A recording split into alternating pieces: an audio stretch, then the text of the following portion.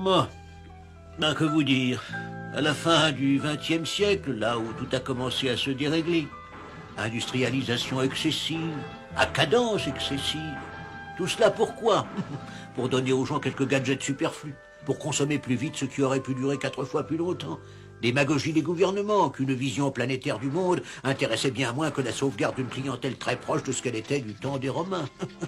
Et pour résultat, l'épuisement des matières premières nécessaires à l'humanité. Mais oui. Et tenez, quand mon vaisseau est parti pour l'espace en 2023, il ne restait plus assez de métaux sur Terre pour que ça vaille la peine de les faire fondre. Et oui, il restait bien sûr les cimetières de voitures. Il n'y avait plus de pétrole. On se rabattit sur le charbon. Et puis sur le bois.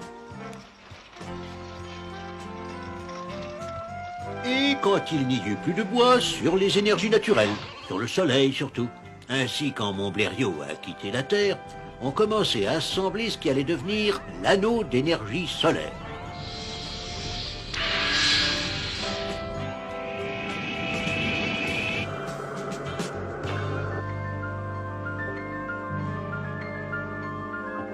Ben oui, on commençait aussi à monter des radiotélescopes géants pour l'écoute de l'espace, pour essayer d'y détecter d'autres civilisations.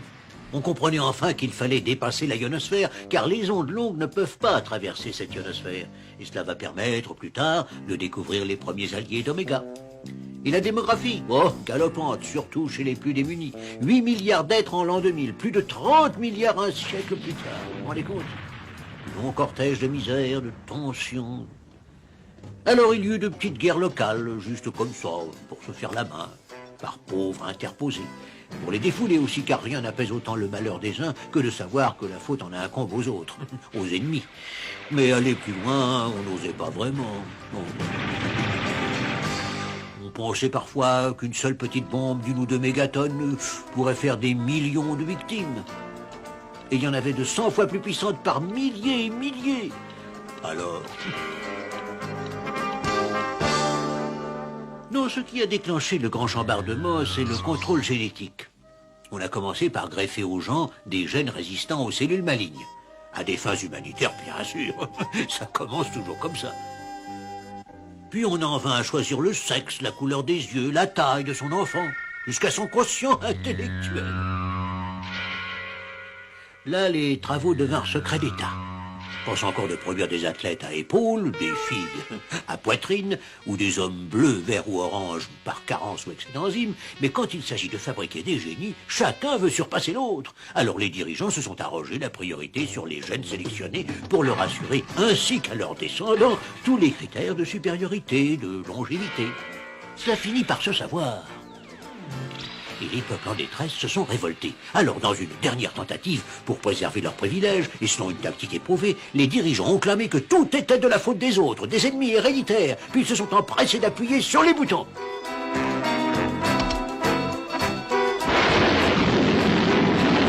La Grande Guerre de l'an 2183.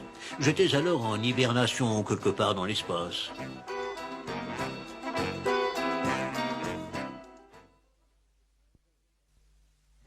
Ah, elle n'était pas belle, la Terre, ou ce qui en restait vers les années 2200.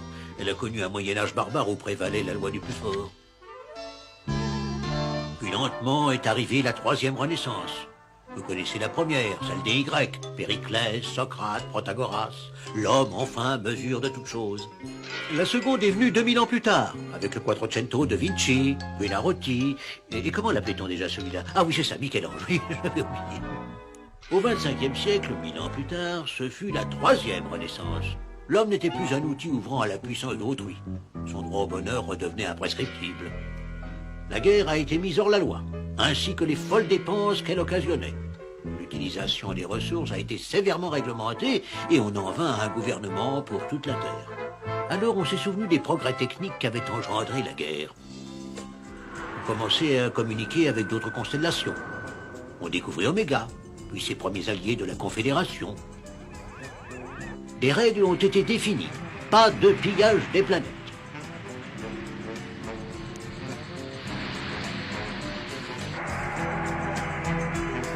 Nos trains de l'espace ne ramenaient des mondes inhabités que quelques métaux et de l'eau.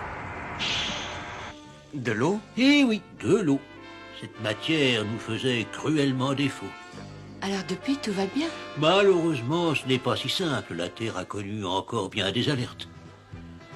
L'une d'elles vint de l'informatique qui prenait dans notre vie une place importante, inquiétante même.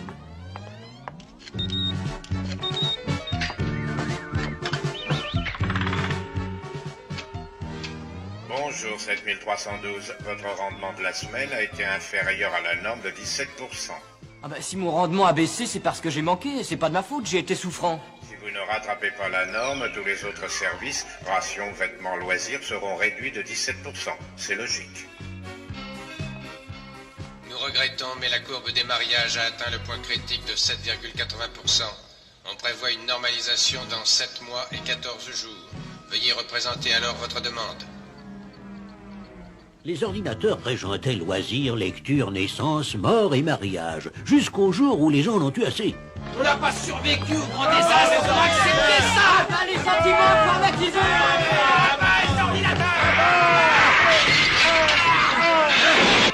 Une autre alerte peut-être plus sérieuse a eu lieu à propos du contrôle climatique. Depuis quelque temps déjà, nous contrôlions les climats par satellite, déclenchant à volonté soleil, nuages, grêle et pluie. Un jour, le groupe Nord, alors dirigeant, a voulu donner une leçon au groupe Sud qui était d'opposition, le privant ainsi de lumière solaire, de pluie et autres plaisanteries du même genre. Mais la Terre est une petite planète et son système écologique forme un tout.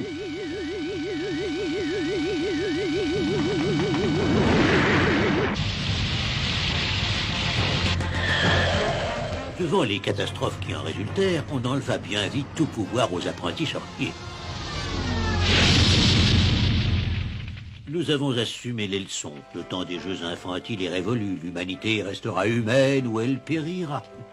Hélas, maître, je pense qu'il y aura toujours des fous pour rêver de combat et de conquête. Les fous? Eh bien, il faut les mettre en état de nuire. Nous avons essayé. En attendant, vous voyez, nous en sommes revenus aux choses simples, un peu comme au XXe siècle. Ah, si les hommes alors avaient eu un peu de sagesse.